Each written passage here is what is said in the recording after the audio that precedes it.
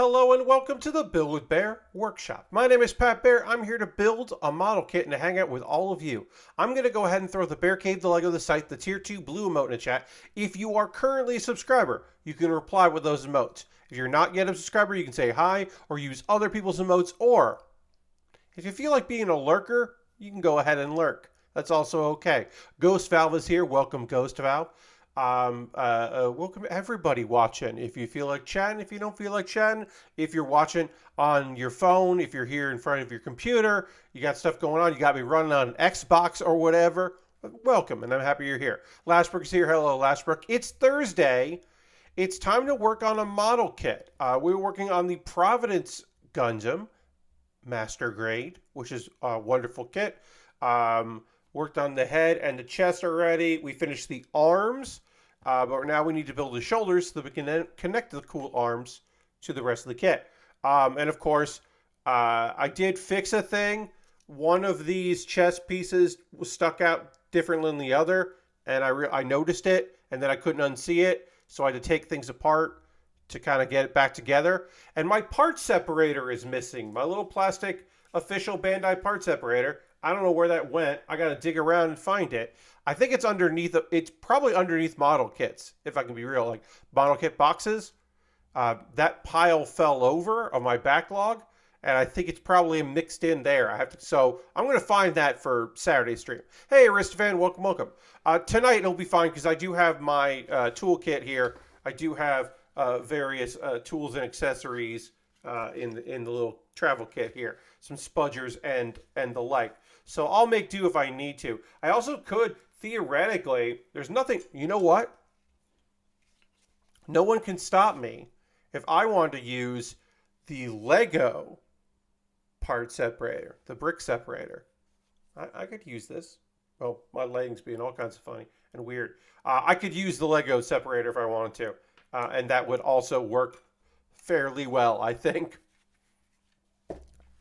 Hopefully I won't need it anyway. But yeah, we're working on the shoulders, the waist, maybe get to the legs. We'll see. And let's get into it, because we got a few people here tonight, which is lovely. Welcome, viewers. Happy to have you here. I'm going to retweet my tweet so we can get a few more friends to join us tonight on this fine Thursday evening. And, all right, so in our ongoing, never-ending, Jesus Christ, why is this still a topic that where discussion is necessary?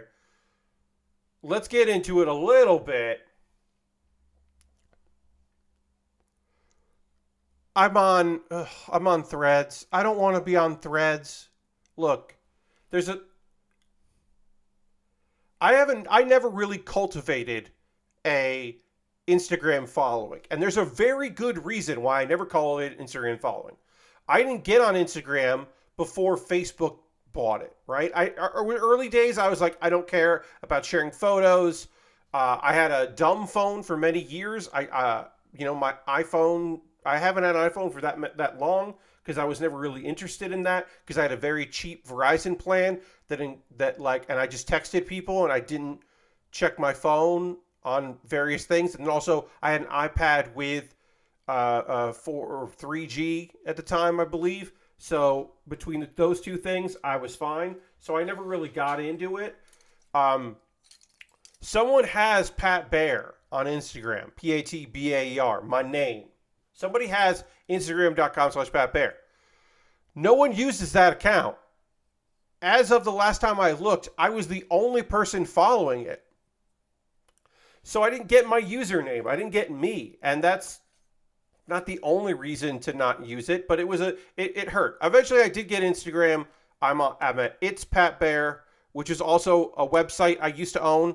Hey, Lord Crashington, welcome, welcome. I used to own itspatbear.com because I didn't own patbear.com. I now own patbear.com.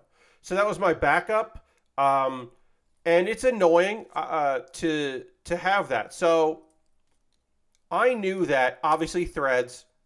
It's a meta company. It's a Facebook company, right?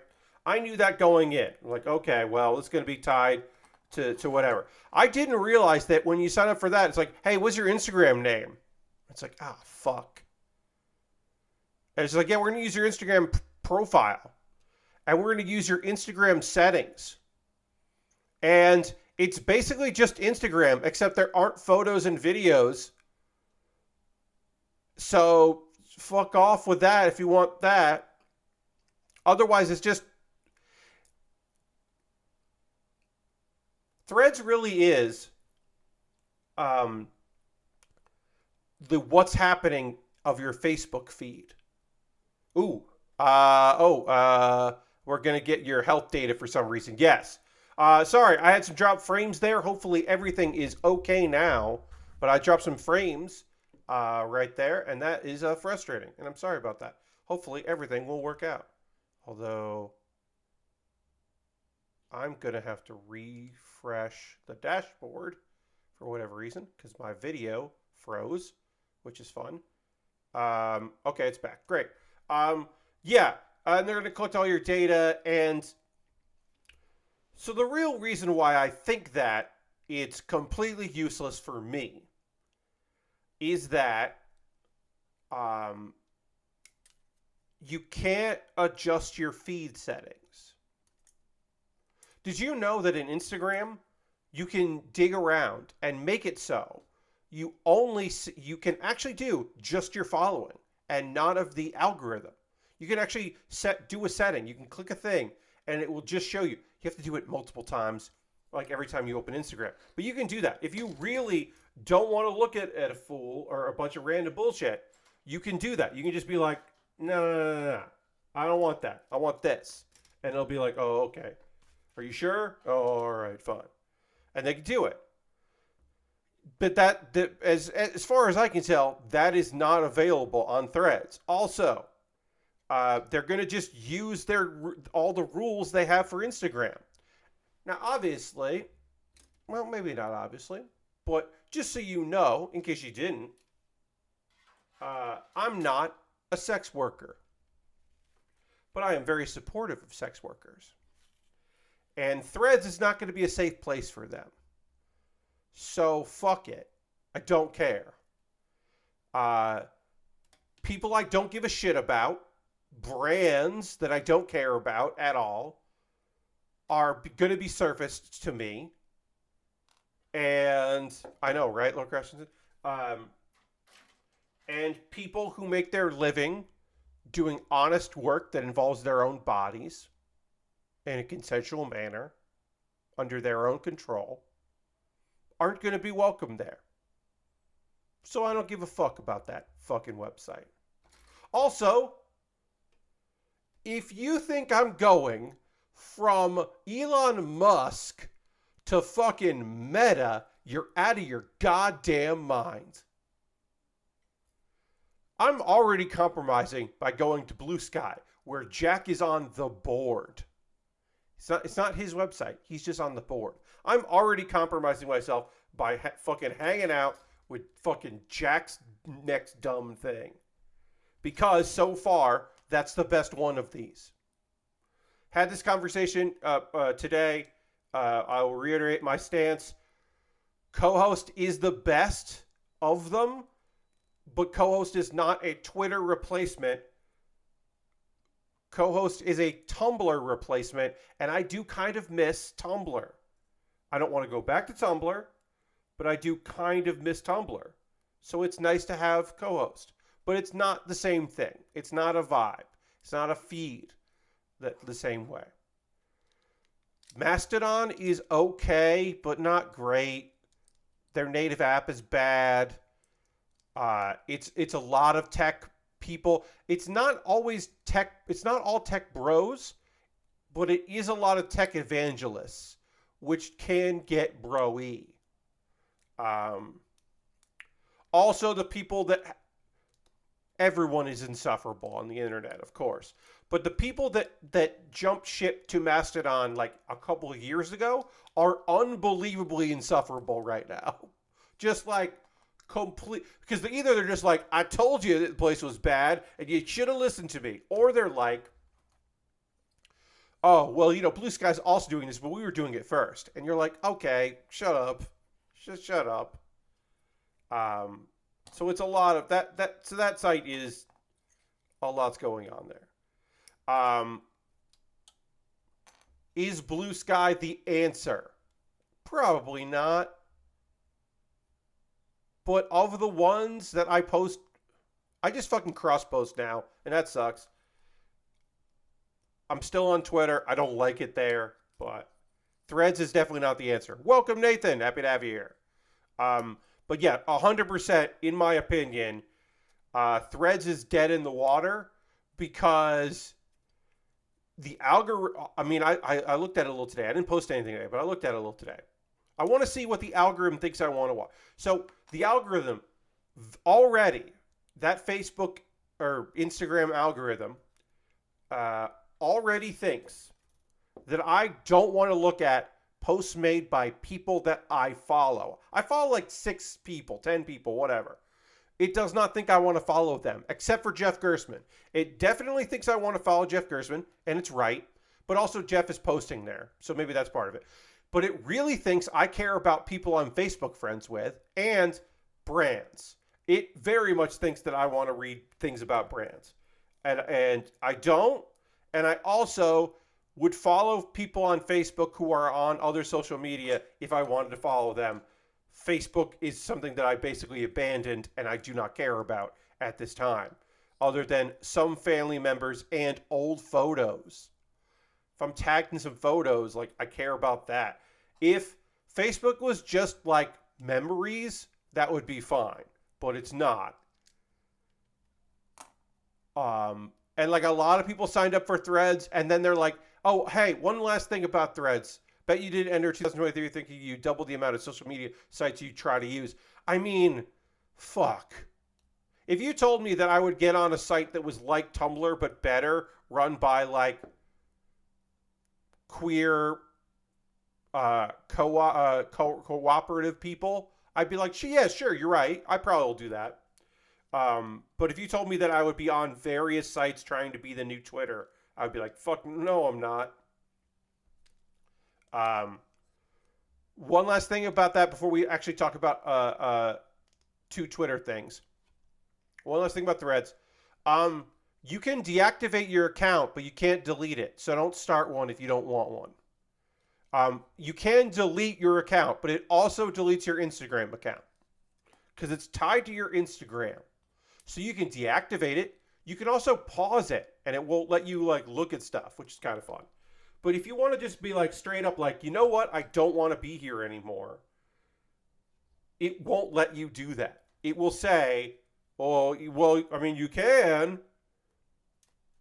Also, I haven't actually done this myself, but apparently if you try to post fuck you or something to that effect, it will be like, do you want to read some guidelines? Are you cool with sending this? And then you can click like, yeah, I definitely want someone to fuck off. So it's already a great website that I don't care about. And if you don't have a web-based option, I don't know what we're doing here. Like, no, I got to be able to look at stuff from the web. I know that is not something that is for everybody. That is a me issue, but like, no, I gotta be able to go to a website and like do my business there. I don't need to be on my phone all the time. I don't leave the house enough for that to be a reasonable concern. Anyway, you can look at Twitter without being logged in again. They removed the login requirements for viewing tweets. They didn't make a big deal about it. But Twitter previews show up in iMessage. Discord, you don't have to put FX or VX in front of Twitter links.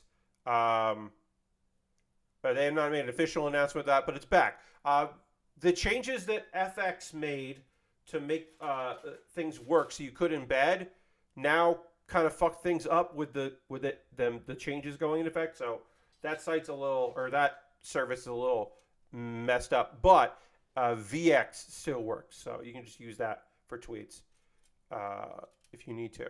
But yeah, right now you can embed tweets, and it's fine. It's some silliness. It was a very strange attempt to solve a problem that seems to be apparently taken care of. He did say, you know what, hey, for the first time in my life, I'll say this. Elon Musk was correct when he said it was a temporary situation. Because apparently it was very temporary. And it happened like right before Threads came back.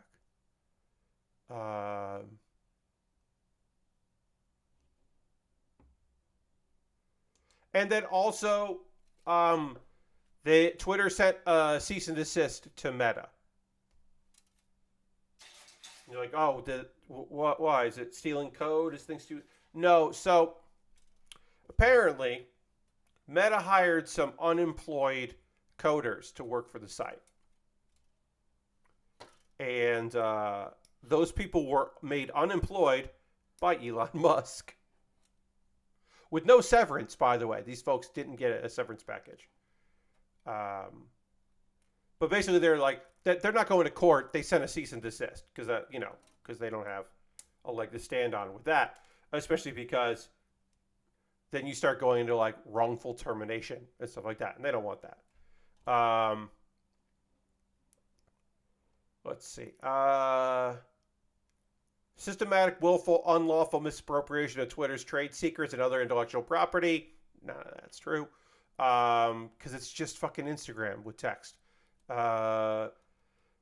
Accused Meta of hiring dozens of former Twitter employees who had and continue to have access to Twitter's trade secrets and other highly confidential information.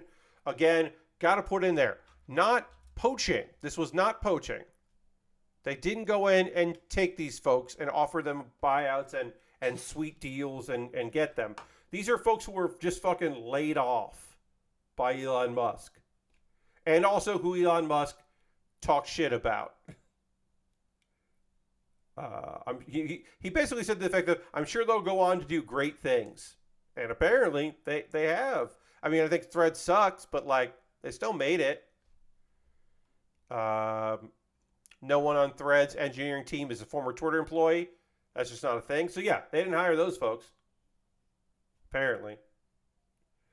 Mainly because, while I certainly don't want to give credit to Facebook, they probably fucking understood they couldn't do that.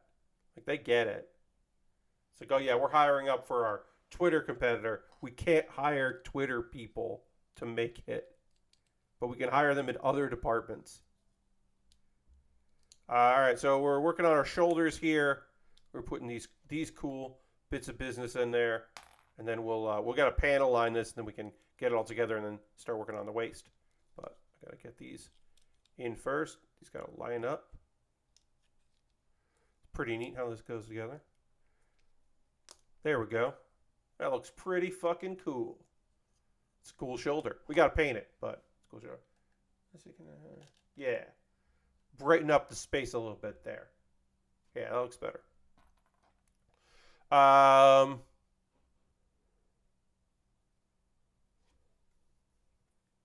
Let's see.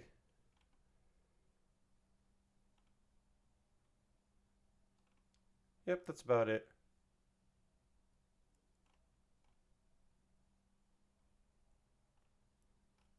Yeah, that's about all we got there.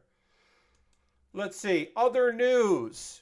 In wrestling news, the AEW Fight Forever, mere day after Kenny Omega interview was like, hey, so there was some leaks and you probably know about a cool thing that's going to be in Fight Forever soon.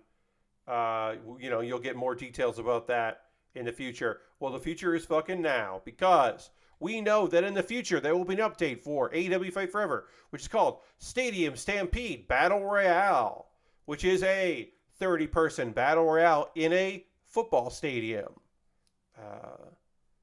And of course, this did not come along with the announcement of crossplay, because as of right now, there is not crossplay in the game. So you will be playing against 29 other people on whatever platform you have the game on, if you do want to do this mode. This is not the first Battle Royale to be included in a $60 video game. Do I think that this is going to branch off like Fortnite did, where it becomes the actual thing? No, I don't necessarily think that. It would be wild if that's what happened. If it became so popular that people were like, "Oh, I wish I could just play this anyway," and they just like put it out for free and then figured out how to monetize it. That would be goddamn wild. But I don't think that's going to be the case. It's possible. This does not move the needle for me, your friend Pat, on getting the game. A battle royale is not what's going to get me to play that video game, or buy that video game, I should say. Again, what's going to get me to pick up that game is, of course, a robust creator. The creator suite needs to be awesome.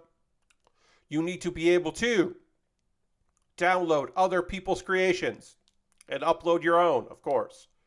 And until that gets that, this game is definitely not for me. Now, will I pay $30 for it? Maybe. Maybe I'll get it on discount at some point. Maybe there'll be a big sale for it, and I'll pick it up. But I'm definitely not paying $60 for a game that doesn't otherwise really interest me. That's just not my bag, my friends.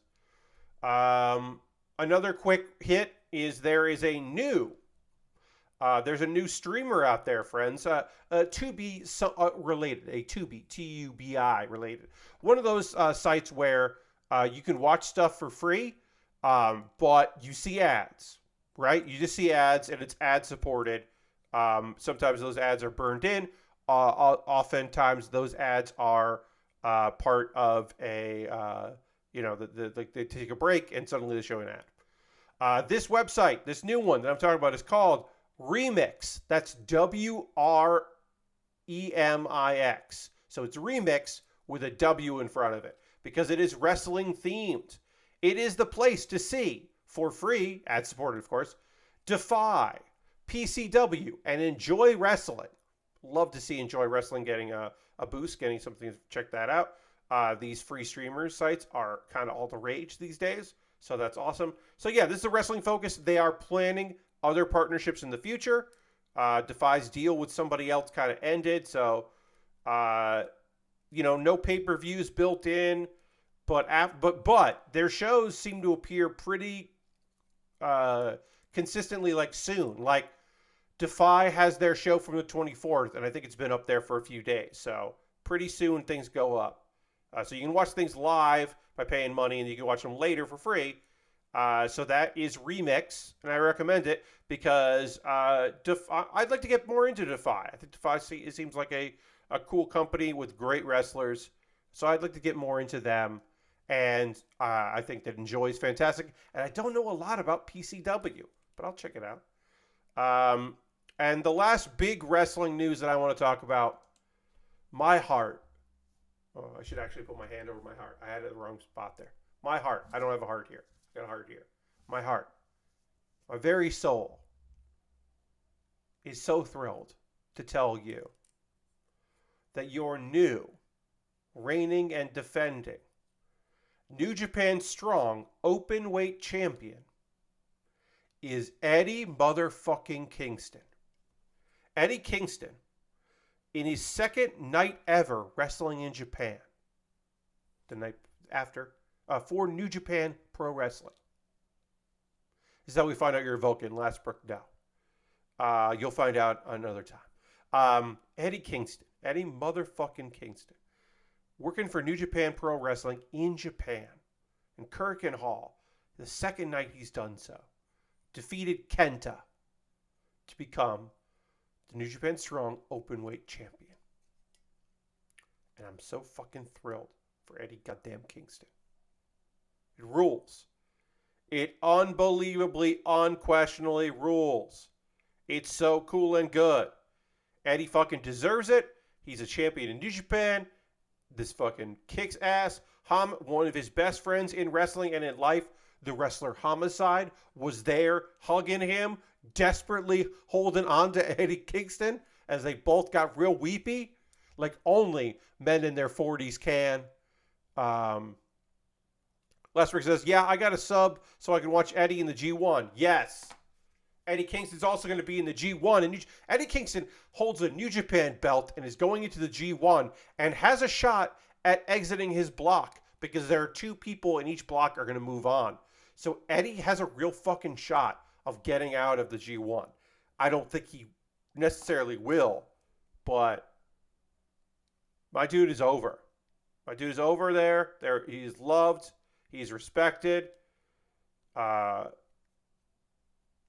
he was on Ring of Honor TV today in a pre-tape, saying that he wants Mark Briscoe to challenge Eddie, Claudio, but he's not done with Claudio. He wants another shot at Claudio in the future. We'll see if that happens. But yeah, I'm fucking psyched about it. Eddie Kingston rules. I love that Eddie Kingston is a title holder. Now imagine if AEW had ever done that. Well, so yes and no. I get it, right? That Eddie hasn't had the success in AEW belt-wise, right?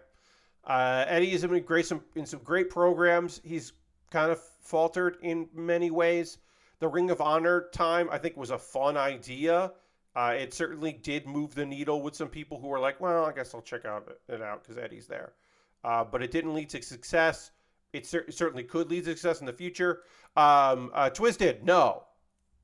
I have not seen any new Gundam trailers. Are there new Gundam trailers?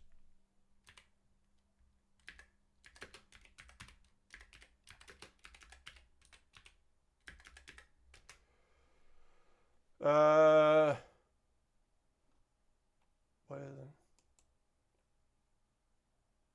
it? I don't know. I don't know what you're talking about. One UC, other is Seed.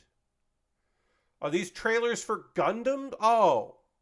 Are these trailers for model kits that are coming out? No, I don't watch trailers for model kits. Yeah, no. So no. The answer is no. I see listings of here are the kits that are coming out this year. But oh. The Seed Freedom movie and that Unreal CG show. Oh. Oh, no, I don't care about that at all. So the answer to your question is no, I haven't. Sorry to be dismissive, but no, I don't care about a Seed movie. Seed Destiny is I liked Seed more than most. I did not like Destiny. Seed Destiny. I'm not interested in a Seed movie.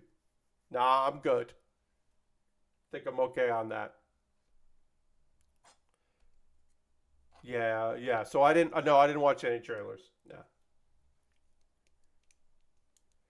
I will be interested to see what a long form anime series out of Sunrise will be sometime in the future. What the follow up to Witch from Mercury would be. Another, like, I don't know. The Hathaway movies, certainly interested in seeing where those go in the future. But yeah, I'm not interested in a Seed movie. I think I'm okay. Yeah, I think Hathaway is the thing that the only Gundam thing in the future that I'm interested in at the moment, anyway. So let's see. Some video game news. Power Wash Simulator, SpongeBob SquarePants DLC. Played that on stream on Tuesday. That's pretty fun. I played more of it since I'm not going to give a spoiler. There is a very fun vehicle in Power Wash Simulator SpongeBob SquarePants DLC. There's a vehicle you power wash that is very inventive, and I bet was a fucking pain in the ass for them. Again, no spoilers, but that was a cool idea that I was into.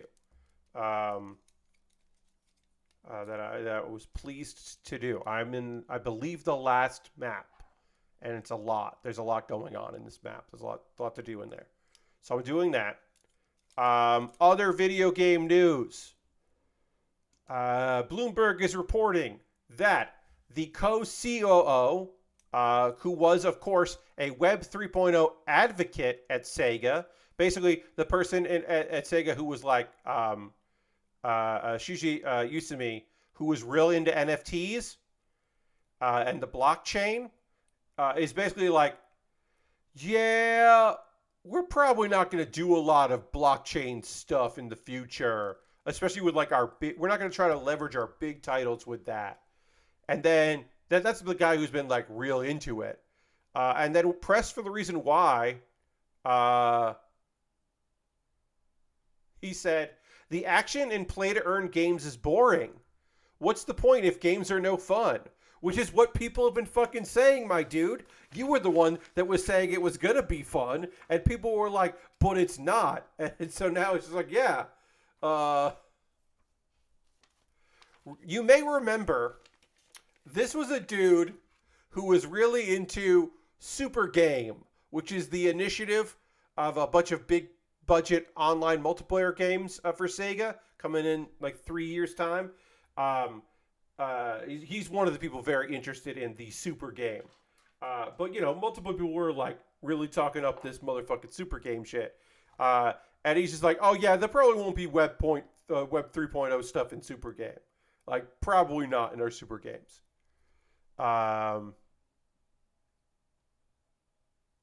Let's see. But basically,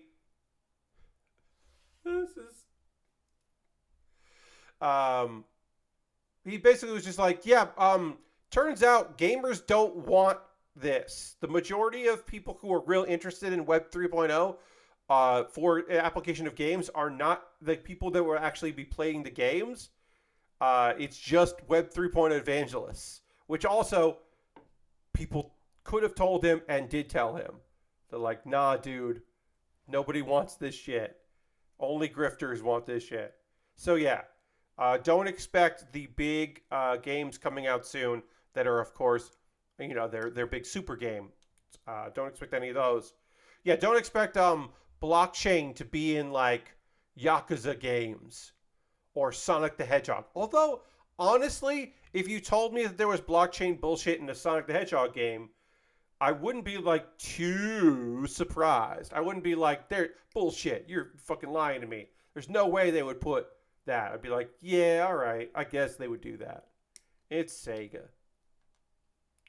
Let's see. All right, we need 19 here.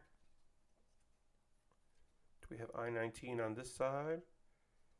I-9, 18, 19. Okay, so we don't have... Oh, that's I-19. Great. Right, so we do that one on there. We do the same thing on this side. Robotnik totally has NFTs. Yeah, Robotnik invests. He invested. He's not excited about them. He doesn't have, like, good ones. But he definitely invested in that.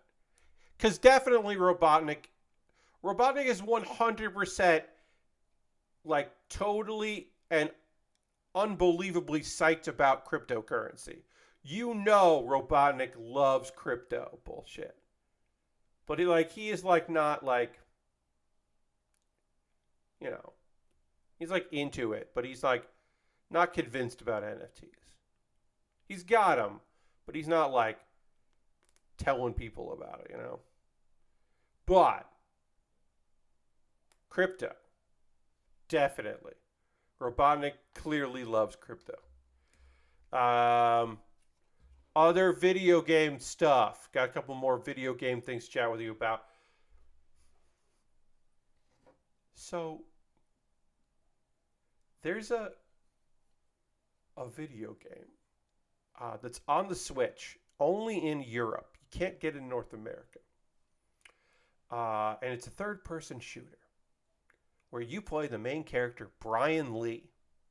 And this game is called The Last Hope, Dead Zone Survival. And it's a team in Moldova, the Republic of Moldova, I'll be specific. The Republic of Moldova, there's a team there that just made a fucking knockoff of The Last of Us called The Last Hope. And it's on the Switch, but it's not available in America, as if Sony didn't, isn't in Europe, I guess. I don't know. Or they didn't want to localize in some places or whatever. But, how did the European, how did this happen? How did they be like, yes, this is clearly... Although it's not like a 1-to-1 because it is bullshit in other ways. Like apparently, no trademarks in Europe, yeah. Apparently, a line of dialogue from the trailer, because I watched a little bit, but I didn't get that as far in the trailer.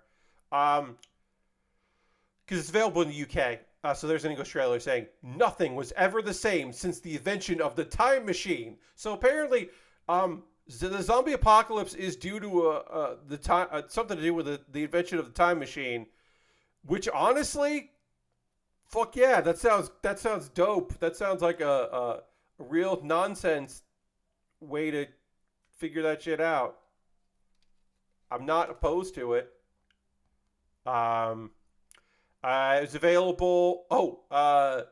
It's on sale depending on where you're buying it. You can maybe get it for $1 or euro. I'm sorry, or up to €10. Game hasn't been launched there. We don't know if it's coming to other regions. It's just in Europe right now. VG Games, the people that made this, look, they didn't just make this. This is not their first rodeo. They also have made such games as Need for Drive, car racing. That's right, Need for Drive, car racing is a joint, a VC Games joint, as well as Gangster Life, Criminal Untold, Cars, Theft, Police.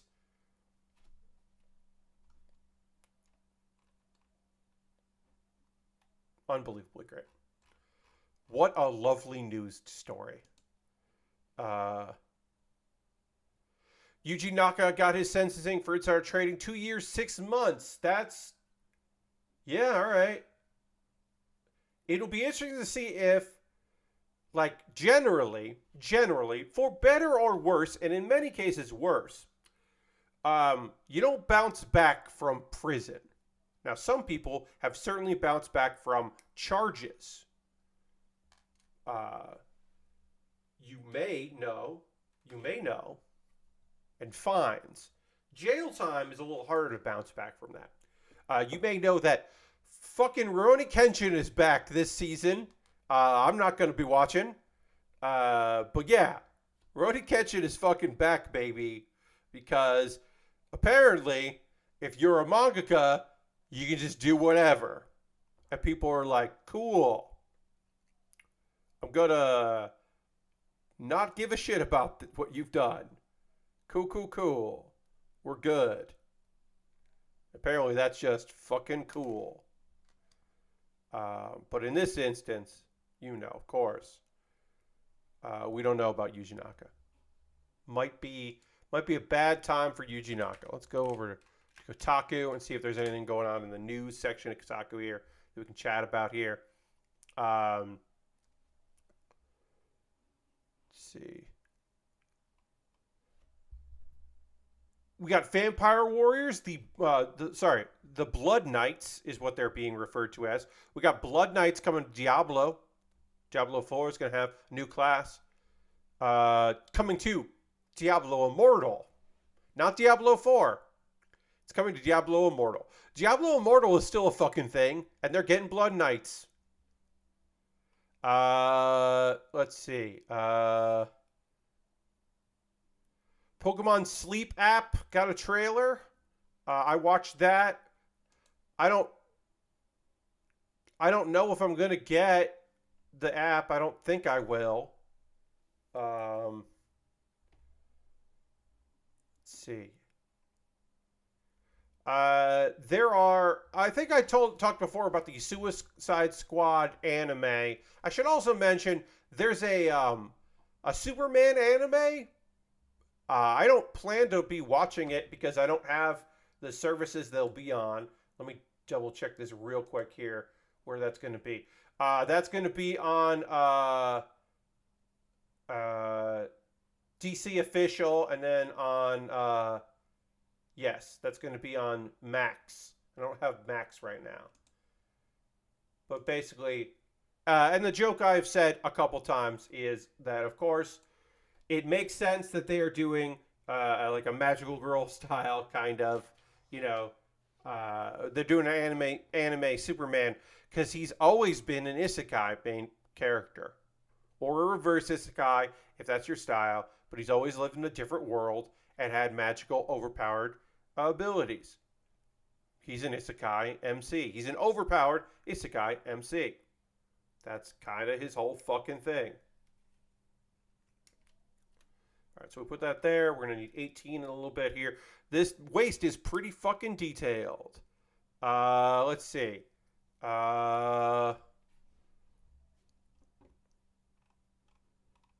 Remember a while ago how there was like a goldfish that was playing a video game by moving around and it accidentally revealed details of like a person's credit card information. It doxed the owner. That wasn't the last time.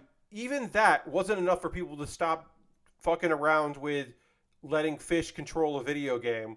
And of course, when I say that, I'm being facetious in the controlling part. But yeah, that wasn't the end of that.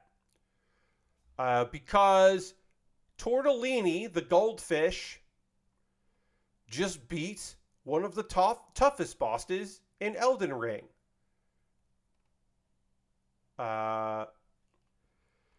Point Crow, a streamer on YouTube and Twitch, has been streaming Elden Ring, but with a twist. Rather than playing the game himself, he set up the game to register certain inputs based on where his fish, named Tortellini, swims in his tank. Which, yeah, sure. I mean, fucking all right.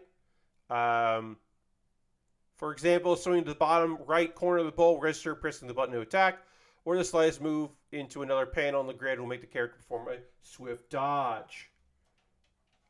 So yeah, basically this dude just mapped a bunch of controls to movement of his fish swimming.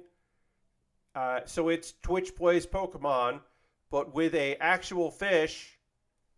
I need J11. And then apparently beat a phase of a boss. Melania. And then, of course, the dude is just like freaking the fuck out about this fish doing well, which is fun. Like, here's the thing, right? This does not hurt the fish in any way. This is nonsense. Yeah. It's nonsense, right?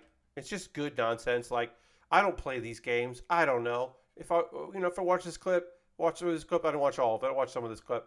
I'm not going to be like understanding like, ooh, that's actually very hard. Like, I'm not capable of using critical like analysis to be like, oh, well, it's so unlikely that this dodge would actually work and blah, blah, blah. I can't offer you that. I can just say it's fucking funny that that's working out. Working out for this fish. I mean, working out for this guy, I should say. That's silly and fun in a way that I can get behind. Nonsense. So this kit has no poly caps. So instead of rubber pieces, you just have hard plastic pieces here that act like poly caps. It's a cheat. It's definitely a cheat. But we now have a main portion of the waist here assembled. Got a little there. And now we'll put another piece in that definitely isn't, certainly 100% not a poly cap, even though it certainly looks and acts like one.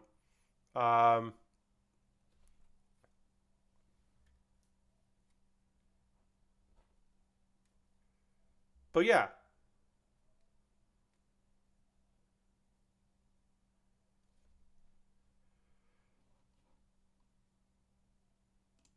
That's just cool in a way that I don't know, I'm impressed by. I'm impressed by the nonsense.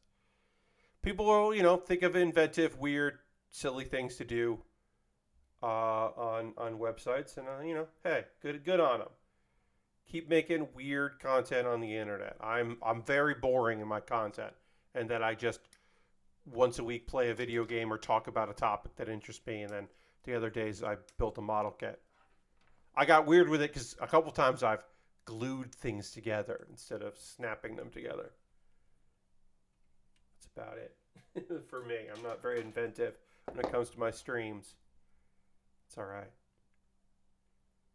I even like have a formula now for my subathons. Although I should invest in, or should I? Not invest. Invest is the wrong term. I should contemplate if I do another, because I've done 2 this year, and I don't think I should do another subathon. But I can tell you this, friends, I'm probably in 2023 gonna do another bonus stream trying to fundraise. I'm gonna do another fundraiser stream because I'm gonna need dental surgery this year. I definitely 100% am gonna need it, and I can't go into medical debt. I can't. I need to avoid medical debt. Uh, Nobody wants medical debt. I definitely cannot have that happen. So I will probably at some point in the fall uh, need to do some sort of fundraiser. And the playing WWE games kind of worked. The WWE games were CPU versus CPU, where if you donated, you could pick a match type or wrestlers or whatever. You kind of pick what I did. That did work pretty well. I could do that again, but I probably need to do something else besides that. So I have to start thinking about what that's going to be. Ghostfell gives me some clarity that boss from is probably the hardest boss in Elden Ring, and generally takes a lot to take down. My first time took like 100 tries.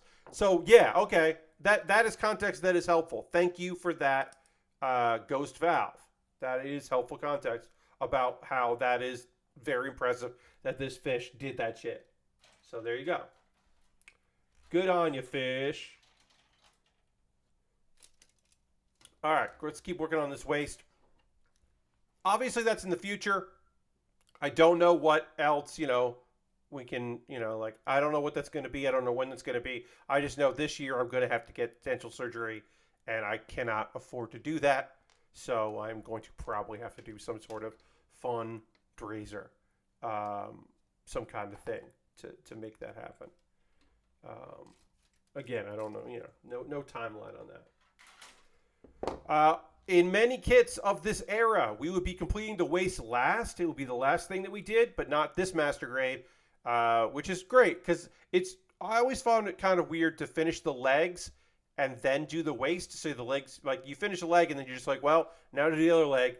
Now I guess I'll do the waist. Now, like when I finish the leg, I can just put it on, and I think that'll be nice to be able to do that.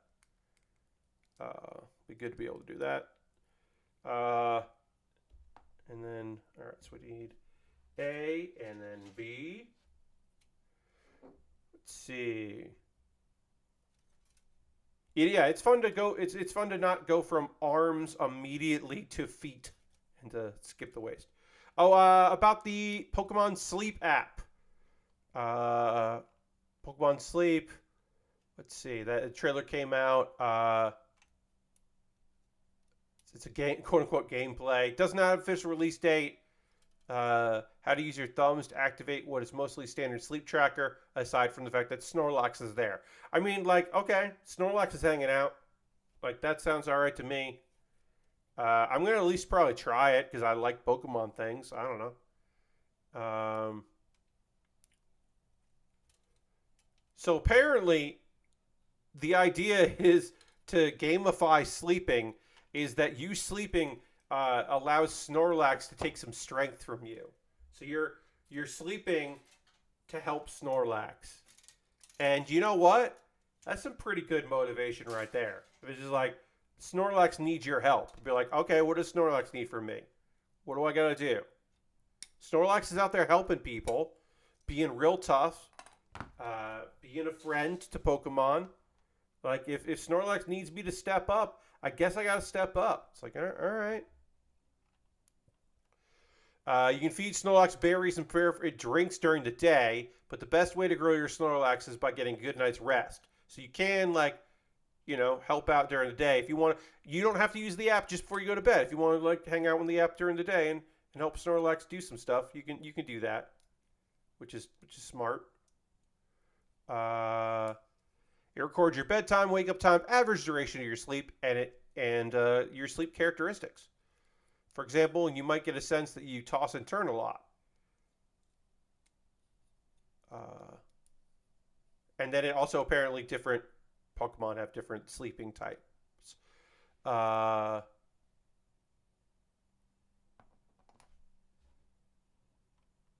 yeah, it seems cute.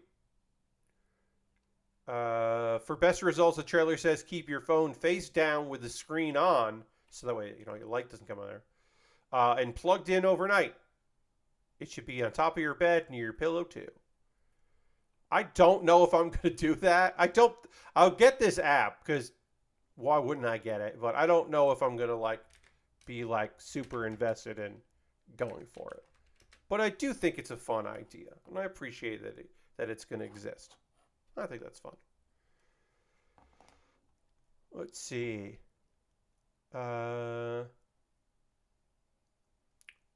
Let's look at some wrestling news.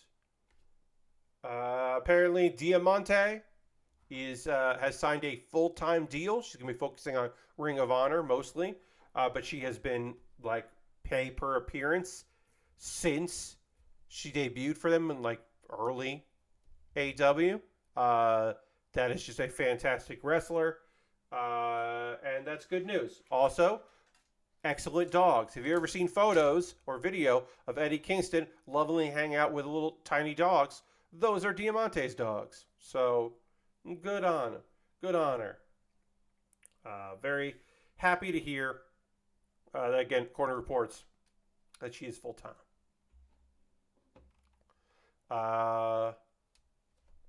Let's see. Any other? Let's see. John Moxley is saying that he's interested in challenging for the IWGP or World Heavyweight title. And it's like, yeah, me too, buddy. I'd also like to fight for that belt. I don't think that's going to lead anywhere. But, Moxley's probably thinking about how best to use his time in Japan. So it's that's not the craziest thing I've heard. I don't think anybody knows why, but Roman Reigns got banned from TikTok. Roman Reigns has a personal account, probably run by other people, but for whatever reason, yeah, that account got banned. Nobody quite knows why. But apparently, he was one of the bigger wrestling accounts, and he had 1.3 million followers. Oh, my frames are dropping again, so hopefully I'll be right back here. Looks like, okay, we're good again. Sorry, everybody. I did refresh my router recently because I was having some connection issues yesterday. Wasn't streaming, but I was in a Discord with people, and it suddenly got wonky, which is obviously not ideal. So hopefully things will get fixed. My end, we'll get a cleaner connection here. People ask us every once in a while, oh, what's your setup? And it's like, well, I am on Wi-Fi. And the fact that I can do all the things that I can do pretty far away from the router is pretty great. I do have a Wi-Fi booster. So that is, and then I am Ethernet into the booster. And that has been better than just being on the Wi-Fi. I probably could have finagled stuff. When we got our new flooring in, I probably could have asked for them to run a wire. If I had moved the router and everything from the family room into my parents' bedroom, which is across the hall from me, because they have a cable hookup there. I could have done that. We could have run a cable hookup, and put the router there, and then run an Ethernet cable underneath the new floorboards. But that felt like work that I wasn't willing to ask about, so I didn't end up asking for that. I could have. Ooh, I put these on wrong. Shit. Oh no. Okay, good. This is on right now. So yeah, I could have asked for that. I didn't ask for that. I probably should have asked for that. It's not the end of the world. But I'm still on Wi-Fi here. The other thing could be to ask to order some support from the cable company and put a cable out in this room, and then I could set up the wireless router in this room and run the Wi-Fi to the house from here, and then I could plug into Ethernet. I only plug in on Ethernet when I'm in that room, the Carolina room, which I use in the month of February when my folks are out of town and I'm in there. But there's certainly like it's not a good reason for it, but there a case could be made that I probably should have, when they were doing the flooring, had an Ether cable run underneath the floorboards from that room to this room. I didn't do that. I probably should have. It wouldn't have affected anything long term. The floor's up high enough that it wouldn't have shown or been weird, but I didn't do that. Again, probably fucking should have. Oh well. Didn't think of it at the time. I was just so happy that we're getting a flooring in. Didn't want to rock the boat or be a hassle. But for the most part, it's probably fine. I mean, I would love to have faster upload speed, but that also isn't like wireless does end at a certain point, but it's not like the regular upload speed here is much better, so I'm not complaining too much about it. It works when it works. Does what it needs to do. Again, this waist has a lot of components to it. We're slowly getting this together here. We're getting the front parts on here. Okay, that's on. Let's get this on. Oof, it's suddenly warm in this room. That's not fun. We'll take a pause for the calls in a moment or two. I'll talk about ways you can support the channel and all of that. And then we'll talk about some new anime. Hey, I didn't plan this out, friends. I picked 3 shows to watch because I was originally going to talk about 4 shows. But I decided not to watch one of them. There was The Girl Forgot His Glasses. I really didn't like the art style of it. The girl I like forgot her glasses. Like, I just didn't enjoy the art style, and I was like, I only kind of like this manga. I'm going to pass. I might go back to it, but right now I'm going to pass. That's kind of my vibe there. So all of the anime that I'm going to be talking about in the second hour of the stream, all 3 are isekai, and I did not plan that out. That's just apparently weekdays are the days that isekai come out, because I got like 3 to talk about here, and they're all kind of different from one another. So they're not all the same. They got different vibes. I am watching currently 4 isekai, right? Yeah, because I got Sweet Reincarnation, and then the 3 that I'll be talking about tonight. And am I watching any other ones? No, yeah. And then I got like next week I'm going to try Helk. I'm trying this weekend. I will try Zom 100, Bucket List of the Dead. I don't know if I'm going to like that, but I right now only have 1 show that I'm going to be watching Sundays and Mondays. So I want to like try another one. I want to like hopefully find a second to watch. So I'm going to try Zom. I'm not going to be talking about Jujutsu Kaisen Season 2.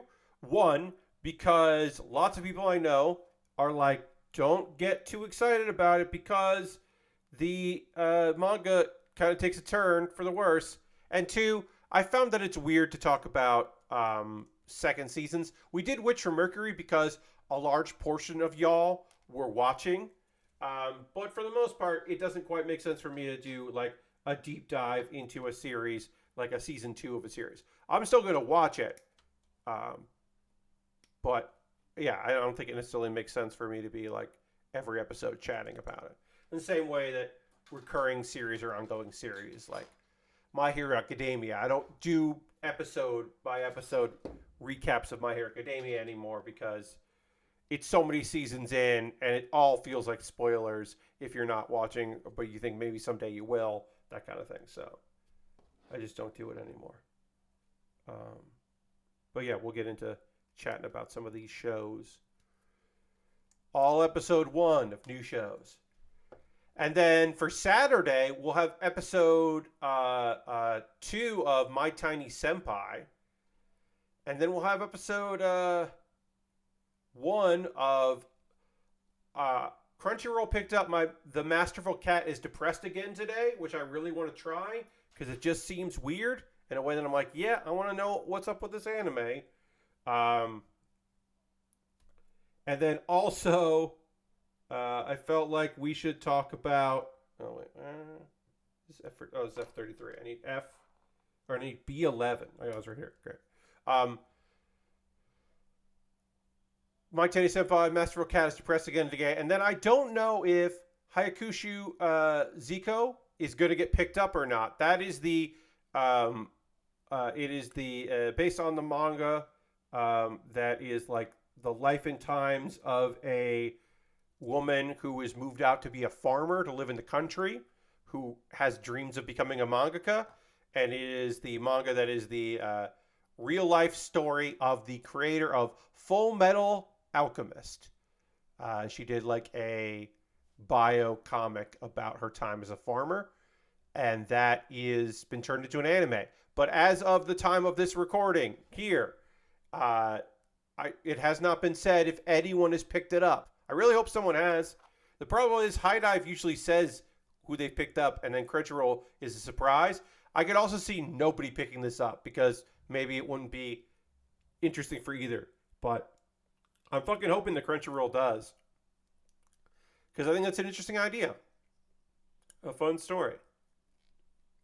Also, if I remember correctly, there's no Girls Doing Things show this season, like at all. We don't have a Girls Doing Things show. So I like that genre, and maybe this will be part of that genre. I don't know. It'd be great. We're getting, I want a wholesome little show. And then knowing that this woman who is a farmer or working on a farm will one day write Full Metal Alchemist and get 2 anime adaptations. That's neat. All right, we're going to do the side skirts of this, the side boosters. We'll do that after the pause for the cause, and then we'll be able to start working on the legs. Not even we'll do the feet. We'll start working on the feet, and we'll panel line this too. But before we do that, boom, it's time for the pause for the cause. This is my opportunity to chat with you for a couple minutes about ways that that's right, you can support me in this endeavor. First and foremost, if you are currently a subscriber, you can throw the Bear Cave, the Lego, the Scythe, the Tier 2 blue emote in the chat. Let the people know. That's the easiest way to support what I do here. And you get cool emotes. You don't see ads during the stream. You never get interrupted with that. Like we get to hang out and you get some cool emotes, which is nice. And you support a cool artist, Xandra, who made all my lovely emotes. That's the easiest way to support what I do here. You can also subscribe with Cash Money or your Prime Gaming token. If you have Amazon linked with your Twitch, you get that token. Use it for somebody. Me. You could also gift a subscription. You may see that usually there's some names there. Nobody in July has gifted a sub, which is fine, because I did a subathon last month and got over 100 subscribers. So that's ridiculous. Right now we're sitting at 86 subscribers, which is wild. It's a big number. So I don't really need to hit my goal, right, of whatever. So, but you could gift a sub if you want to join the gift sub leaderboard. You can certainly do that. Help somebody out. Encourage them to come back and watch the streams. Bits and coins always appreciated. And then there are ways to support me that don't, that don't involve Twitch. That escape that. Get out of the ecosystem if you'd rather help me out in another way. And by that I mean you could always go to my Patreon. Every day is a great day to join my Patreon at patreon.com/PatBear with a $1, $3, or $5 tier. There are different rewards to the different tiers.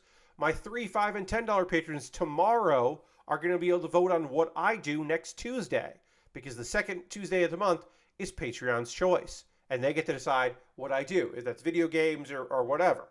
I'll put up a couple options. They get to pick that.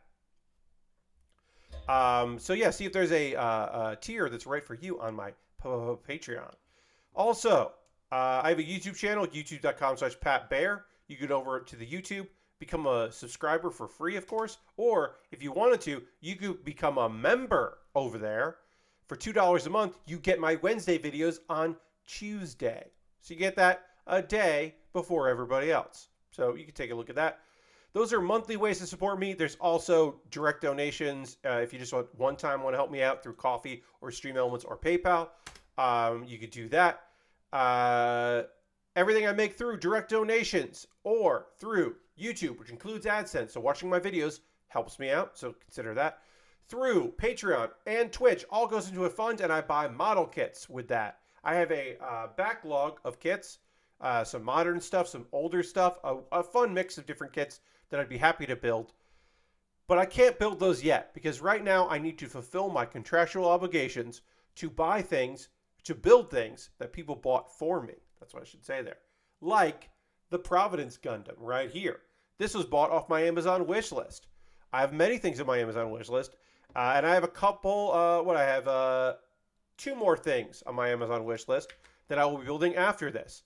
If you would like to see, if you would like to buy something on my wish list, have me make a dedicated video and have it jump the queue and become the next thing that I build, you can go over to my Amazon wish list and see if there's something there you'd like to see me put together. I have inexpensive Lego sets. I have more expensive Lego sets. I got model kits of all different kinds, sizes, prices. I do want to just shout out, because I recently put it up there or added to the list, the Sigrun Sigrun from Iron Blooded Orphans. That's the only Iron Blooded Orphans high grade that I have not built, as far as I can tell. I have one other one that I haven't built, but I own it. So this is the only one I don't own and I'm waiting to build. Let's see. I already built one of the Begar kits, the Begar B or Bo. The white one is still on there, and the price dropped on that, which is nice. There's also the Lubris Thorn is in there, which is a weird looking kit that I like the look of there.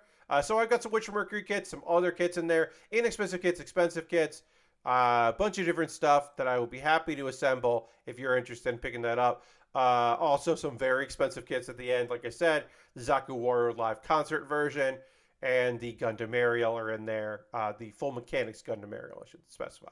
So yeah, see if there's something there you'd like to see me build. You can do that. I have a Throne wish list, which is my alternative to Amazon. So if you want to take a look at that, you could do that. And then, of course, you could always go to USA Gundam Store and buy a gift card there. And then send me a whisper here on Twitch. Twitch. I stumbled there. Or a DM on Twitter, because I think DMs are still open. My DMs are still open on Twitter. I don't have to be on Twitter Blue for that to work, I believe. That may change, but you can always whisper me on Twitch if you want to do that. Let's see what's going on here. Ooh, I got a line invitation from a random person I don't know that joined Twitter in June of this year. Cool. But yeah, you could buy me a gift card and send me a whisper here on Twitch. If you want to support me and not spend any money, join my Discord. My Discord is lovely. You're more than welcome to come hang out there. I post build photos at the end of every stream. People post stuff they're working on. It is a lovely little community, and it would be neat if you wanted to come hang out there. You were under no obligation to, of course, but if you wanted to come and chat with us, it'd be neat. Let's see. Okay, a couple video links. Pat Bear's Anime Club. Put up a new episode of that this week.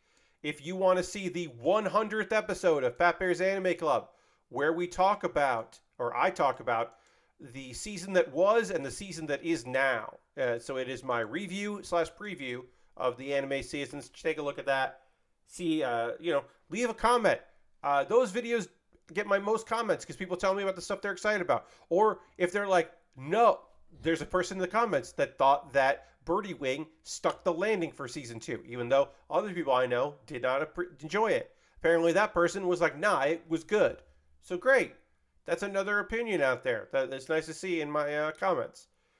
And then Baerly Rehearsed is an ongoing video series where every week I write a character piece and then perform it, and I rehearse it a couple times at least, and I try to be off book. This one was easy to be off book because it's very short. It is another episode of Randy's Soapbox, the now reoccurring character named Randy.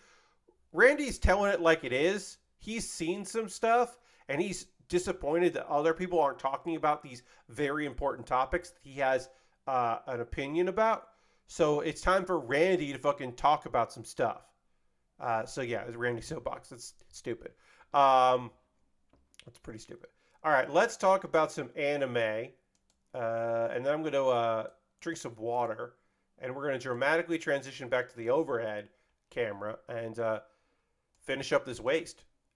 So without further ado, dramatic camera change.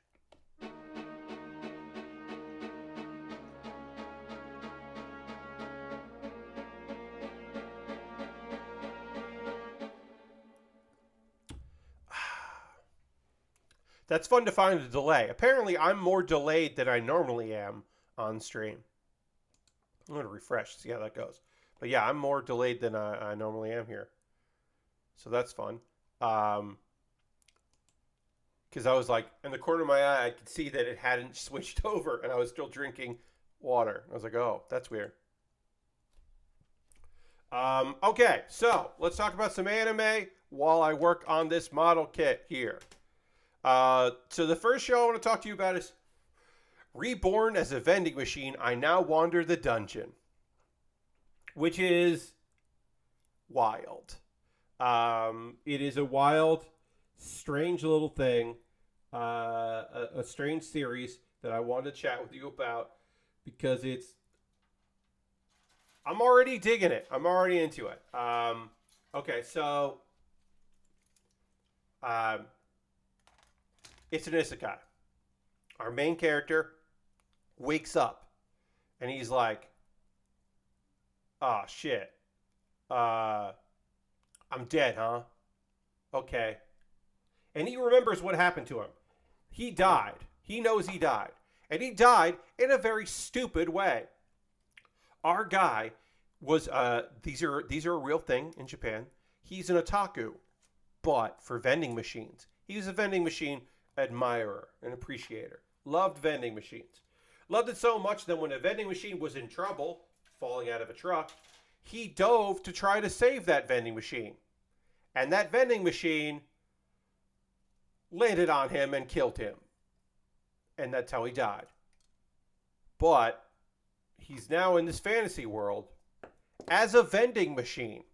And if you're like, Pat, how does that work? Don't worry, because they do go into pretty fucking major detail explaining how the fuck that works and how that's possible. So they do the work for us, friends. They are like, you've got questions. That's understandable. Here's some answers to your questions. So, let's see. Also, he's not bummed. He has reasonably priced items, and he can refresh those. So selling things gets him points, and he needs points to basically sustain his life. So he needs to have like a good balance to continue to be a vending machine. But he can use those points to restock and upgrade. He has some other abilities. He can remember the price, like good prices. He can use catchphrases, and so he can only talk in catchphrases, but he can speak in phrases. And he can warm up frozen goods, and he can add water to ramen.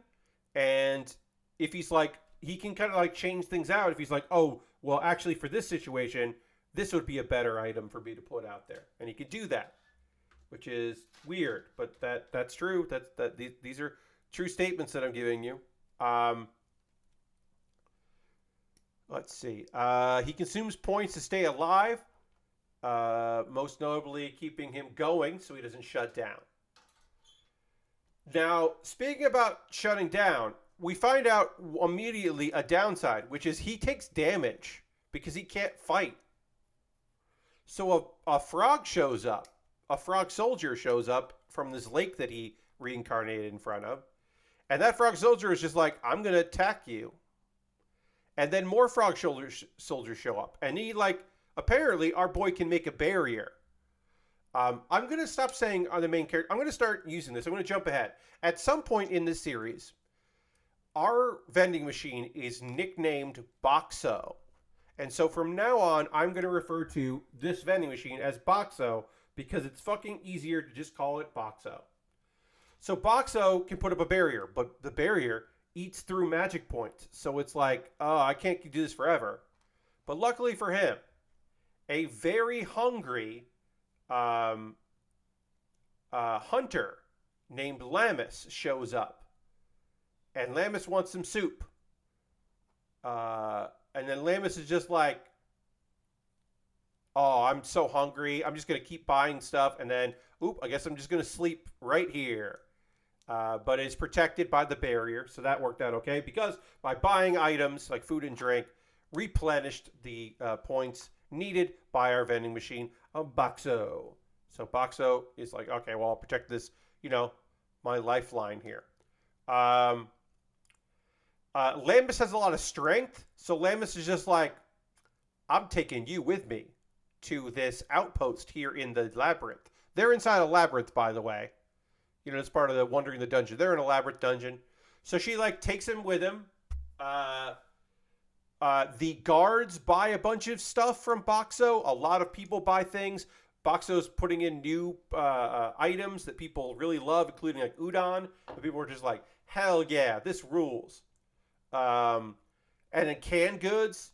But apparently, because Loomis is like, I don't know what the fuck's going on with this thing. I want to take you to my friend, Hulney, who can take a look at Boxo and figure out what's going on with you.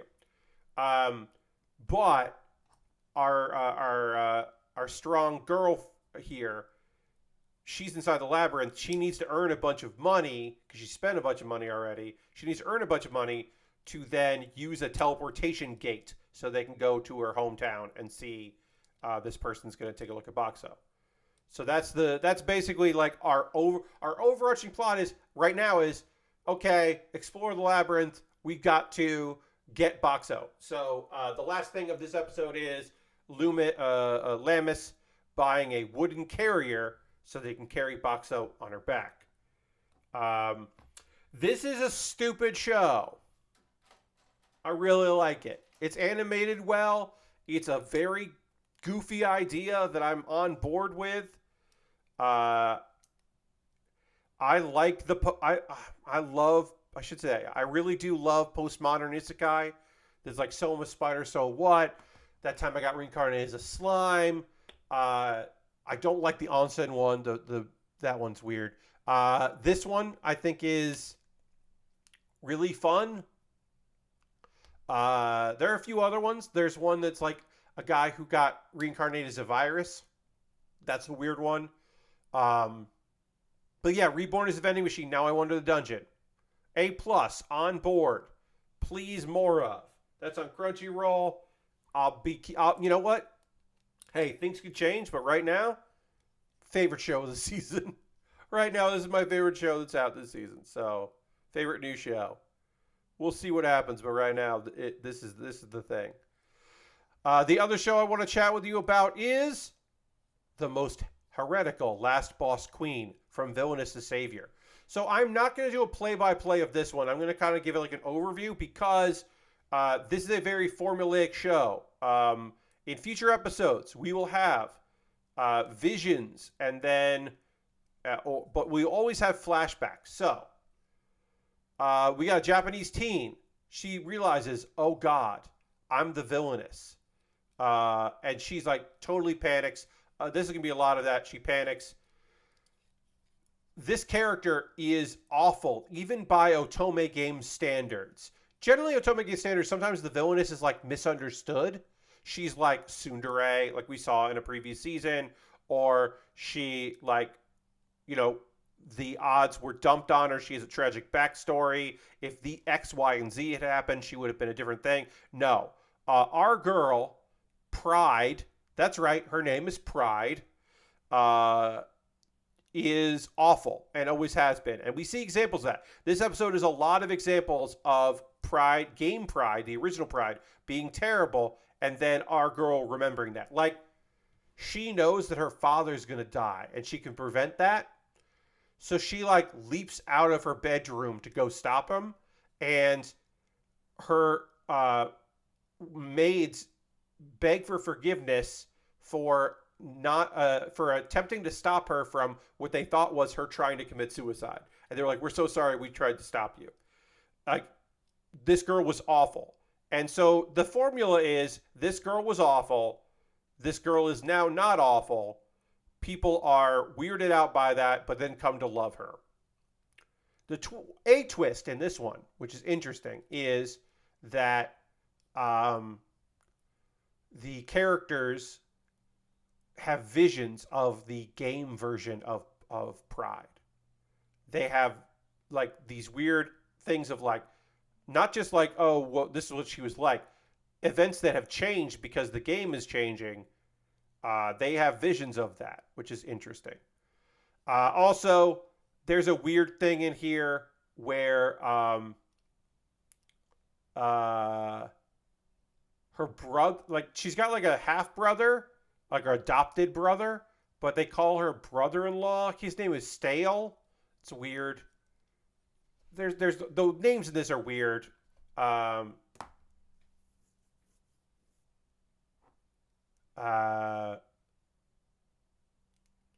see.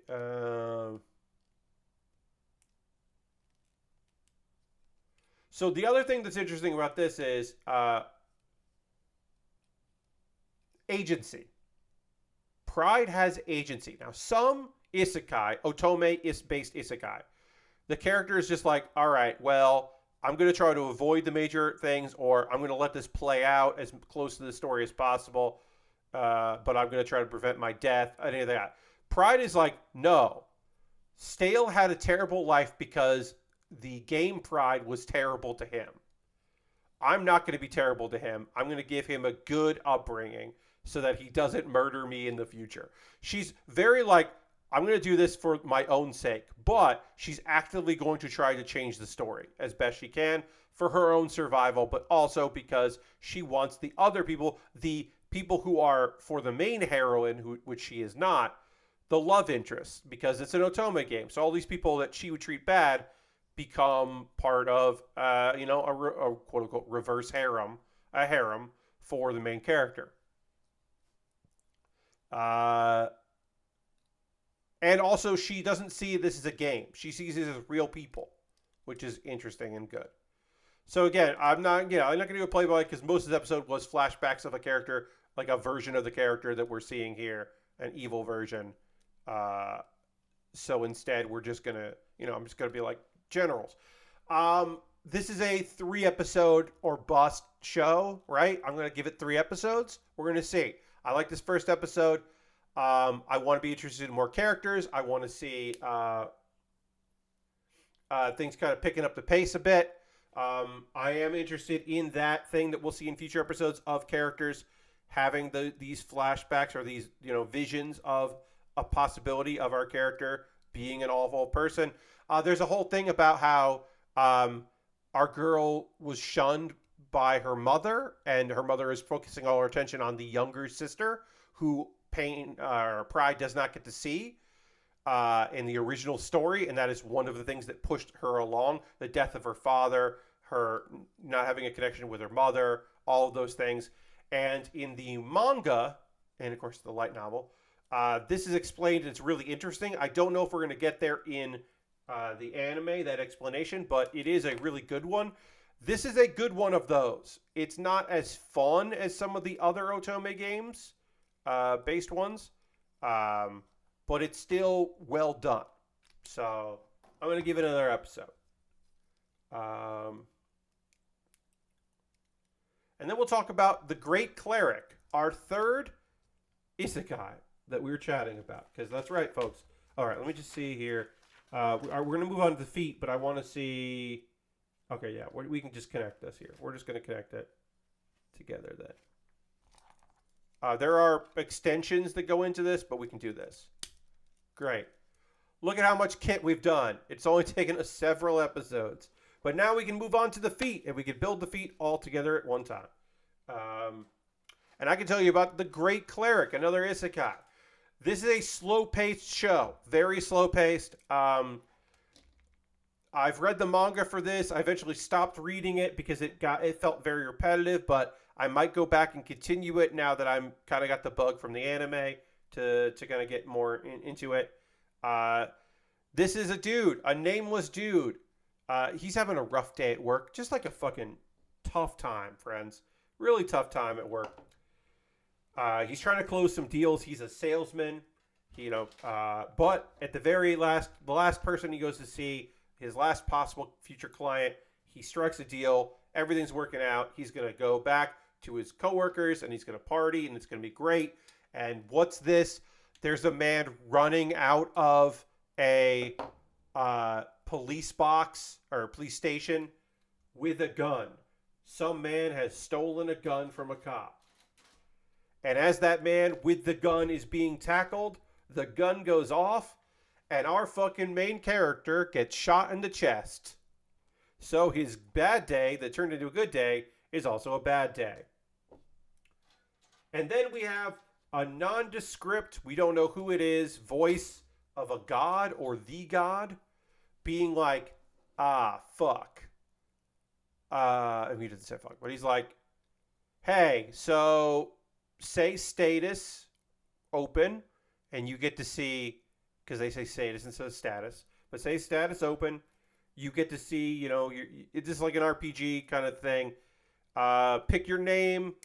I made you younger and stronger than you were, but pick a name in a class and figure your stuff out and some skills and off you go. And enjoy the rest of your life. Because he died with regrets, and for some reason he's chosen to go there. So he's like, okay, I guess he picks a name, Lucio, and he decides he's going to become a healer. And this is a thing that's important for this series, which is very slow. It's a slow series. There's action in it, but it's also very slow and patient. His general thought process is, I would like to be there's steady work in healing. In all of the fantasy stories I know, you can get a job as a healer and you're always in demand. So he's also like, I kind of don't want to fight monsters like head on. Like he sees a dragon and he's like, nah, I'm not ready for that. So he picks like martial arts skills and a few other things just to make his life easier. But his main motivation is, I am going to learn a trade, and that trade is being a healer. He ends up going to a town and he meets someone named, what's her name? Lumia, who apparently is a big deal. And Lumia is just like, all right, I like this guy. He's a healer. He seems like a stand-up gentleman. I'm taking him to the Healing Guild. So he goes to the Healing Guild. He applies to become a healer. And they're like, great. Okay, you're a healer now. Here's your ID card. Go your business. They're like, wait, what?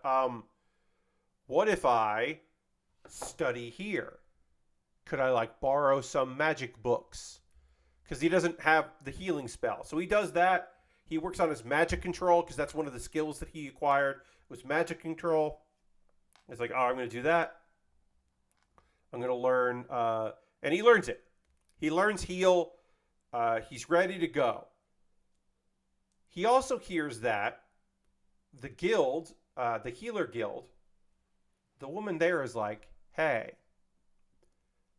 look, we try to keep an eye on stuff, but in the city, there are a lot of people that just do whatever. They charge whatever they want, and they put people in debt. So healers aren't always trusted around here. And, and he's like, well, I can promise you, I'm going to heal people. And he goes out and he runs into some adventurers because he wants to go to the Adventure Guild. And he wants to get a job there, right? He find work there. And just as he's about to ask some adventurers, like, hey, where do I need, how do I get there and all that? Or can you recommend anything? Some of their friends show up who are all injured and they all need healing, and they're like, we really can't afford it. And that's where we end episode 1, with a somewhat determined guy here, Lucille, like, who is going to step up, who has never healed a person other than himself, in testing, is gonna go for it. So we'll see what happens there. There's one big difference between the manga that I have read. I don't know if this was a change for the manga or this is also a change that was in the light novel and change for the anime. Part of the reason why he goes to join the Adventurers Guild is because the Healers Guild is shitty to him, and in general, they're stuck up and weird. Now, it could be that I'm misremembering, and the first character he met at the Healing Guild was nice, and then everybody else turned out to be shitty later, which is totally possible. Or they changed it. I can't remember. Because I do remember he stuck with the Adventurer Guild instead of the Healers Guild, which became a point of contention because they were like, well, why are you part of that guild? Because he was, But anyway, this series is totally fine. It's totally enjoyable. I will be continuing to watch it. I might go back and pick up where I left off. It's really slow paced. I'm very surprised that this got an adaptation. Our main character is very safe and like safety focused, but also kind of goofy. And it takes some turns and gets interesting. There's a bunch of minor characters that come later that I really like that we haven't met yet. But yeah, I'm surprised this show got an adaptation because it is such a slow paced anime that I am surprised that, or story I should say. I'm surprised that it got an anime adaptation. But I do like it, so I'll keep watching. And that's all the anime that I have been watching these episodes here. I did want to say one thing I forgot in our anime video game. There we go. That's the word I was looking for. Why couldn't I remember the video game conversation? In our video game conversation, I forgot one thing that I felt was pretty important that I wanted to share with all of you. And that was the origin of the term Metroidvania. This came up because Jeff Gerstmann on co-host has his ass turned on, and someone asked him about the term Metroidvania, which Jeff was not really sure about, like, the origin of, but knows that he doesn't particularly enjoy it because, like, what does that even mean? What are they even referring to? Because, like, Metroid games, Castlevania games, like, what do those have in common, really? Like, even throughout the ages and all of that. Like, why did this happen? And I happen to know, because I have in the past done some research on this very topic. Partially because the man who occasionally gets credited for popularizing the term Metroidvania was like, I didn't come up with this term, and I don't know why people think I came up with it. I'm going to sneeze here. Sorry.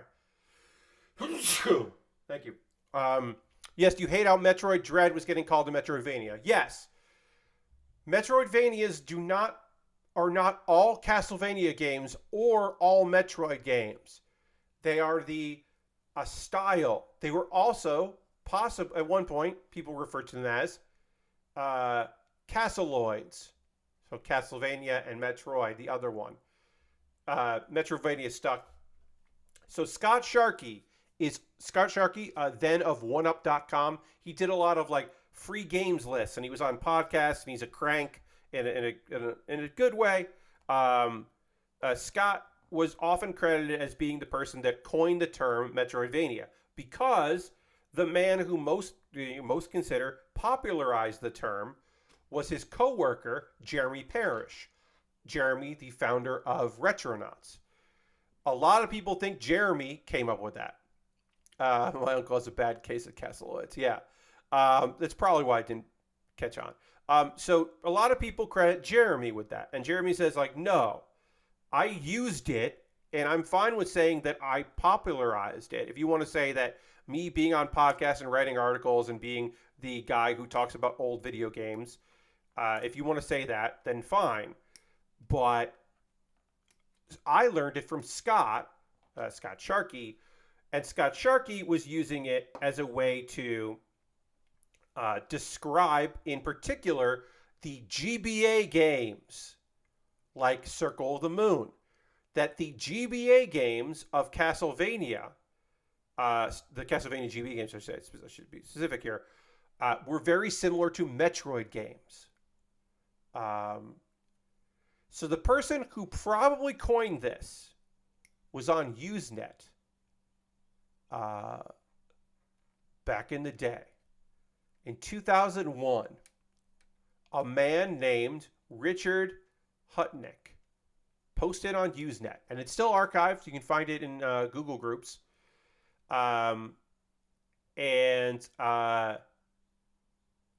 He was attempting to describe changes in how Castlevania worked. And he was specifically talking about GBA games. He says, for me, the Metroid formula for the GBA version of Castlevania is real good. Well, once I give the GBA enough light, that is. Dark Cloud was sitting unplayed while I was messing with Metroidvania. And he goes, then call it Metroidvania from now on, or Castleloid. So basically, he was like, this new Castlevania game is very much like a Metroid. This is like a Metroid-like. Search and explore is another term that I have heard. The kind of like backtracking style game. The thing is that, like you said, Lashbrook, people just use that term to mean a game that is a Castlevania game or a Metroid game, when really they mean a very specific kind of style of Metroid game and style of Castlevania game. But that is the thing. I've done this research previously, so I was happy to do more research to answer Jeff's inquiry, and then I also was like, oh, I'm going to make a note of telling y'all about that, because I do find it pretty fucking fascinating. So I did want to share that.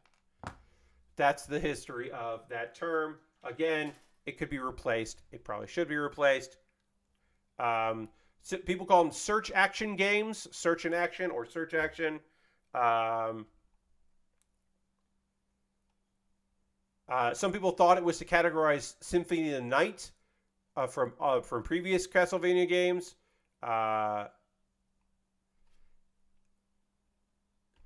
Some people like to call, Metroidvania games 2X games instead of the 4X. But basically, Metroidvania is the term.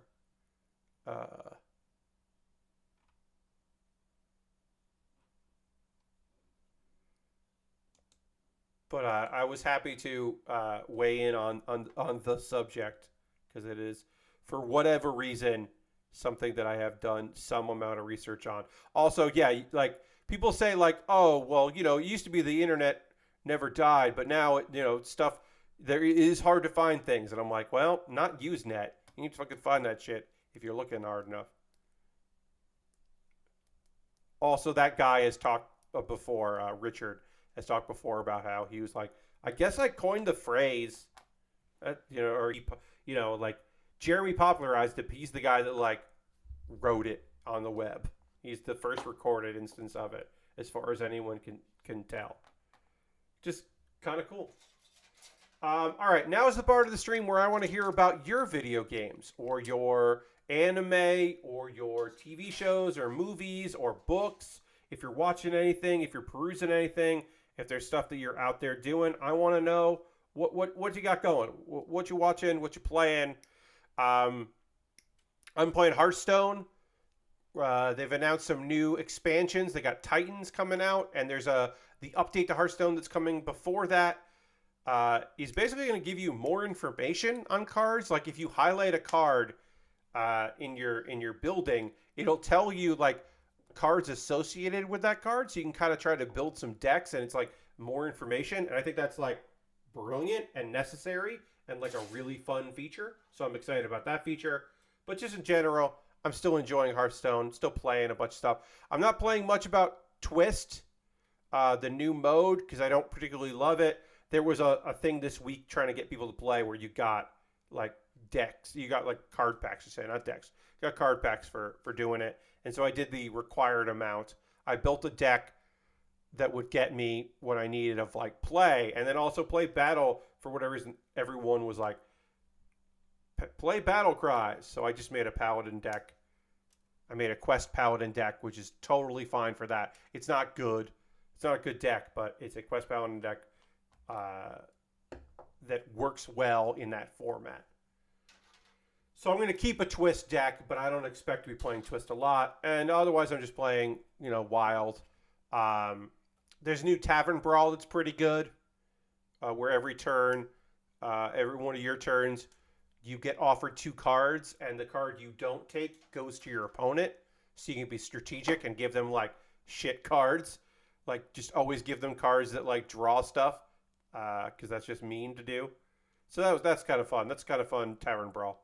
If you're still a Hearthstone player, this is a good Tavern Brawl to check out because you can probably win it and get yourself some packs or a pack. Let's see. What are y'all saying? Last Brooke spent a lot of time laid up on the couch because of my ankle playing Armored Core 2. Hell yeah, enjoy that Armored Core 2. I hope you're definitely enjoying your time with that. I'm sorry, of course, that you're laid up. John started playing FF16 after finishing Wise 9. Hell yeah, John. Also, John bought this kit off my Amazon wishlist. We thank John for that because this has been a treat. Let's see. We got here. Ghost Valve finally finished WFM and Skip and Loafer. Oh, nice. Yeah, Witcher Mercury and Skip and Loafer. Nice. Skip and Loafer was a fun experience. That show was pleasant to watch. I watched it in chunks. I wasn't watching it weekly, but it was still a good time. Going through Power Wash Simulator. Finally got Armored Core 4 and 5 games to work on PC. Hell yeah. Always a nice feeling when you get that shit together. Laura Crashington has been playing more Dave the Diver, which is still very rad. I'm very happy this is a good kit. Well, thank you. Yeah, it had some weirdness. It wasn't weird. It was just like odd choices in how to build the chest. But I figured those out. The main issue I have is there's no accessibility options at Dave the Diver. So the button mashing and stick shaking stuff is getting annoying the more I have to go. So I'm playing Dave the Diver very slowly. This is my new game that I don't stream. I picked Dave the Diver because it was weird, and I got a code for it from a friend, so I didn't pay for it. But I'm like, I think I'm just going to play Dave the Diver on my own time, and I'm enjoying it. But yeah, it's accessibility. It would be nice if there was some accessibility options in that game. I think that would be real sweet because it can feel repetitive. That's a game that I stop. So I've been jumping between that and Power Wash Simulator. So I've been jumping between those games, and those have been fun games to jump to because one is sometimes very frantic but cool and weird, and the other one is not frantic or cool. It is just fun. Power Wash Simulator is incredibly relaxing, and then occasionally they throw in something that I'm like, this is very fucking cool. World Tour is pretty good, says Lashbrook, because Nathan says, I've been playing a surprising amount of World Tour mode in Street Fighter 6. It's like Yakuza Light with better combat. Yeah, I mean, it's a fighting game, so you'd hope the combat would be good. Yeah, I'm glad you're enjoying World Tour. I didn't pick up Street Fighter 6, because that's just not... My last fighting game that I purchased was Dragon Ball. And that was because I had real-life friends that wanted to play Dragon Ball with me. And they made a good Dragon Ball game. So I was like, well, I definitely should get that. And I'm glad I did. Because I had a lot of fun with it. It made my top 10 that year. So, I'm glad I did. But, okay. Tightly fit parts as far as they go. Okay. There's something compelling about running up to someone and spinning pile driving to some random person. Yes, that is fun. I have watched mostly the friends I know who play that game on stream are playing competitive. They're not playing the World Tour. They're just strictly doing that, but they start with World Tour as like a goofy thing to like get in the mood, or end with it as kind of like a palate cleanser, which I think is probably the way to go if you're a competitive player and you just want to get matches, but you also want to have a little fun. You want to have a little fun here and there. All right, let's finish the feet before we start getting into the legs, because we're not going to get into the legs tonight, but we can at least finish the fight. The fight that is the feet fight with D16. So we'll do that, and we'll panel line it, and then we'll probably call it a stream there. They give you more apps to unlock stuff in Dave the Diver, and I wish you could put those challenges, you could pin those challenges, so I can more easily remember what I'm looking for when diving, since you can't access your phone underwater. Yes, that's why I make a list. Lord Crashington, I unfortunately make a list for that game. I have a text document on another monitor of stuff. Wristfan picked up Case of the Golden Idol DLC, and that game is still good. Hell yeah! I'm glad you're having a good time with it. It's always nice when you pick something up and you're like, oh yeah, this is still what I want. Hell yeah. All right. Let me put this on here. All right, our feet are done. We're going to panel line this real quick, and then we'll go and raid. I guess I could use Steam's new notes feature. You could do that, Lord Crescent. I just tab out and do a written list there that I have in it. I have a Google Doc for that purpose now. Just writing stuff down, a list of things that I want and need, stuff to look out for, stuff like that. Try to do that.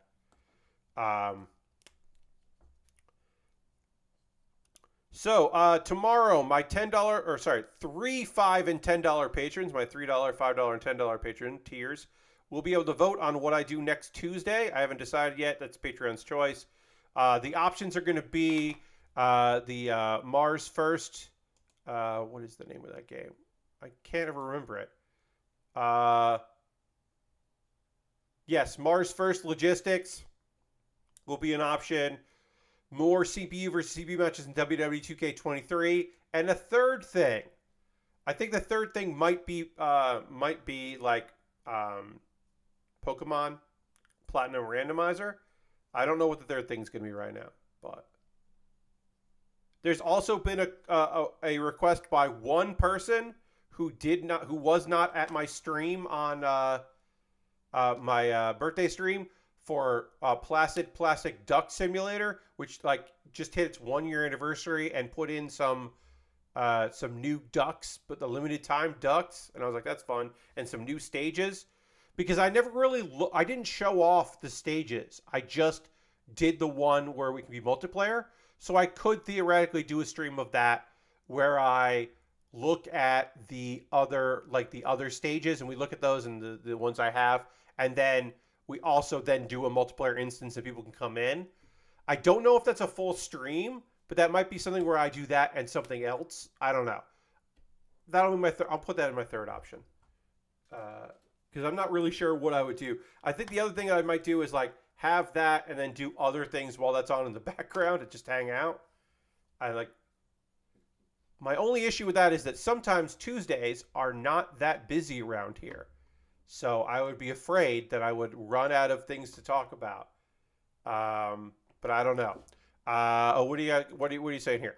I had to use it for the notes feature, Power Simulator, since all the new achievements were hidden at launch. So I got the list from a Steam guide for reference when needed. Yeah, I popped a bunch of those achievements, but I don't achievement hunt in Power Simulator. There are a bunch I've never had, and not just because I don't do the multiplayer stuff. There's just a bunch I'm never going to have because I don't care about that. Or I did it before there were achievements for the thing, so I haven't gone back and done them again. We are going to wrap up here. We've made so much goddamn progress on this kit, which is fantastic to say out loud that we've made so much progress. We are going to raid. That is how we end every stream around here. We're going to find someone doing cool shit out there that we want to go hang out with and share the love, because we always end with a raid. So let's see who is doing stuff that I want to go hang out with. Okay, he's probably almost done. How long has my friend Joe been going? Joe has only been streaming for an hour. We're going to raid Joe Kim, who's playing a game called Strayed Lights. And I don't know anything about that, but I do know that Joe Kim rules. So we're going to give Joe Kim a raid because he doesn't stream all that often. Uh, this seems to be. I want to say this is like a Souls-like. That's what I'm going to guess. I'm going to guess this is a Souls-like. Anyway, we're going to go hang out with Joe, who is a great dude. Thank you, everybody, so much for hanging out with me here on the old stream on a Thursday evening. I hope you have a great rest of your night. I hope you come along on this raid because Joe Kim is great and has a wonderful community. My next stream on Saturday, well, we work on the legs. We have the legs and weapons, and the backpack of this kit is massive, so we are nowhere near done here. We got more to do. But I hope you come along on the raid. I hope you come back on Saturday for more of this. I hope that your rest of your Thursday is great and your Friday is just as good too. I'll see you in the next one. Goodbye, everybody. Goodbye, goodbye, goodbye, goodbye, goodbye, goodbye, goodbye.